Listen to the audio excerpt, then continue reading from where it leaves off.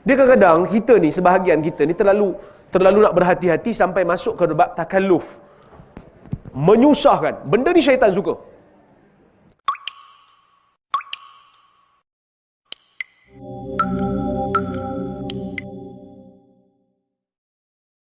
Ya tuan.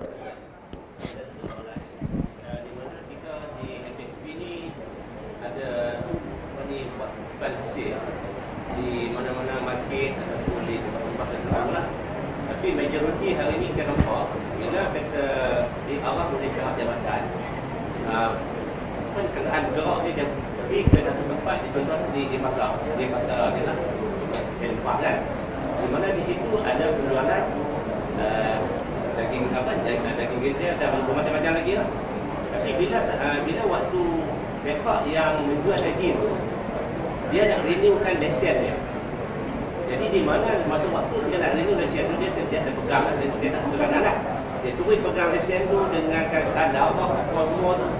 Bila dia naik ke kaunter di kenderaan tu, sama ada dengan orang banyak kan, orang satu macam. Tapi adakah pihak dan pihak yang si penerima bil tu, dia tak apa. Semua dia bagi dengan lekat darah tu di lesen, dia nak renew balik. Adakah benda tu perlu kita nak kena basuh ataupun nak kena sama lagi? Bila mana kita dah ambil pandangan yang kata, contoh kita ambil pandangan yang kata tidak perlu untuk disertu bila babi ni, maka kita basuhlah tangan kita. Basuh macam biasa lah, sehingga hilang kesan. Tapi kalau darah tu dah kering pada lesen tu, darah tu dah kering, dah kering, kita pegang tak lekat pada tangan, benda tak ada kesan pada tangan, tak ada fizikal, tak ada bau, tak ada rasa, tak ada apa, maka tidak perlu. Al-jafu bil jaf tahirun bila khilaf. Kering dengan kering suci, tidak ada khilaf. Basuh saja. Kalau ada kesan pada tangan tu, basuh saja.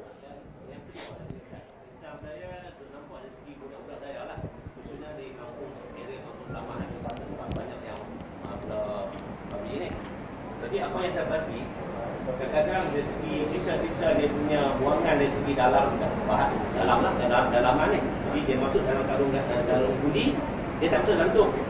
Dia masuk, dia letak di luar tu. Jadi di situlah memang kaki-kaki tu memang dengan keadaan dia, dengan darah, dengan kaki-kaki semua yang dalam tu lah. Tapi budak-budak ni kadang-kadang saya nampak jalan mudah, tak pakai sarung tangan apa, pakai angkat masuk lori ni. Itu kadang-kadang kemuskilan pada kami, saya rasa dia budak-budak yang lori ni. Jadi dia rasa kira sama ada dia balik dia sama, saya tak pasti lah. Tapi saya nampak benda tu setiap kali bila operasi mesti ada.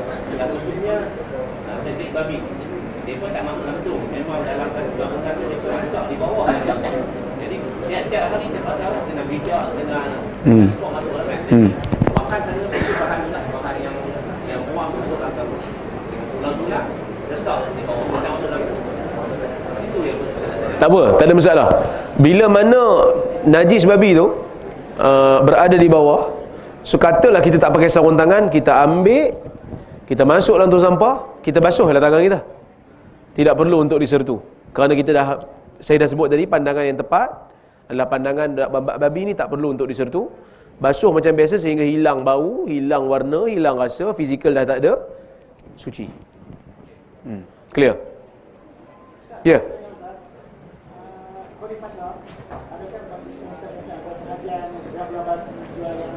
Non-muslim.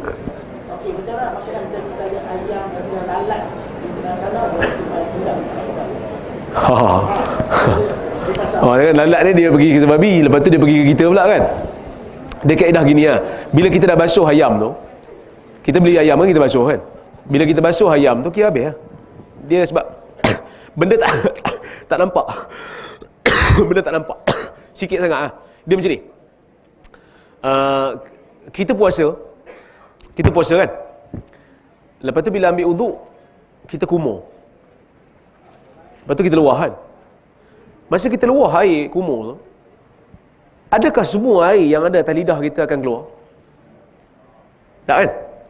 Dia, mesti bila kita telan air liur tu ada rasa sikit kan, air kan. Itu kalau kita buang lah. Kalau kita kumur-kumur, bukan kumur, telan terus, batal uduk, puasa.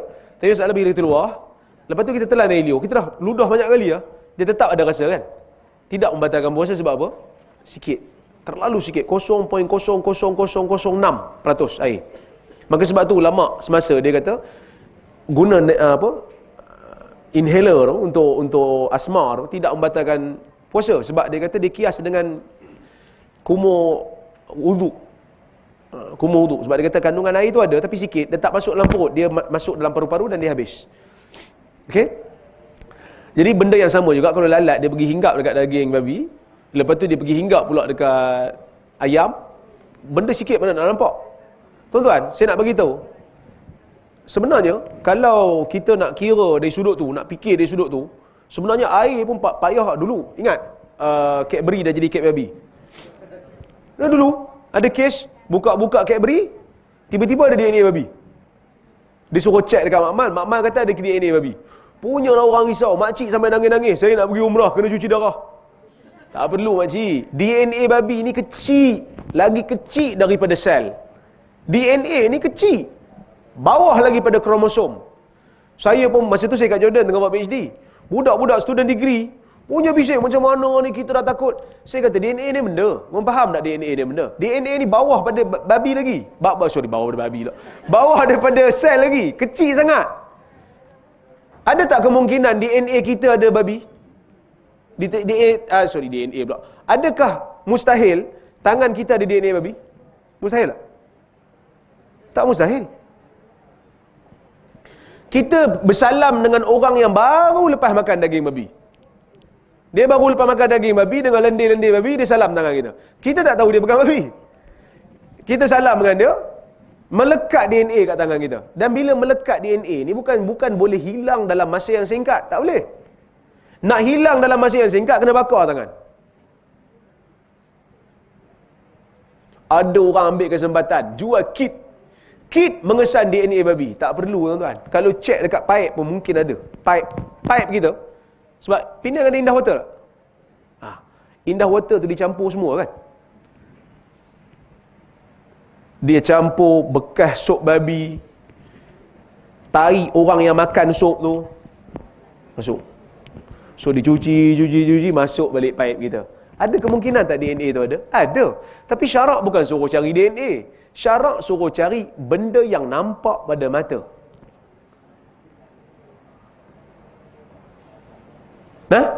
Maka benda yang kecil tak nampak pada mata, jangan cari.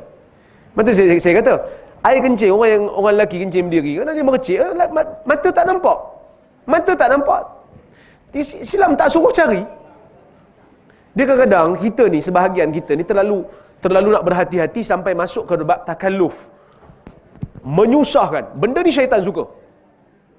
Kan bila masuk bab haji, bila masuk bab umrah, tuan-tuan, bila ihram tak boleh untuk kita cabut mana-mana bulu di badan. Dia pun pergi mandi dalam ihram, pergi mandi, lepas tu we check. Ada tak jatuh? Tak payah check.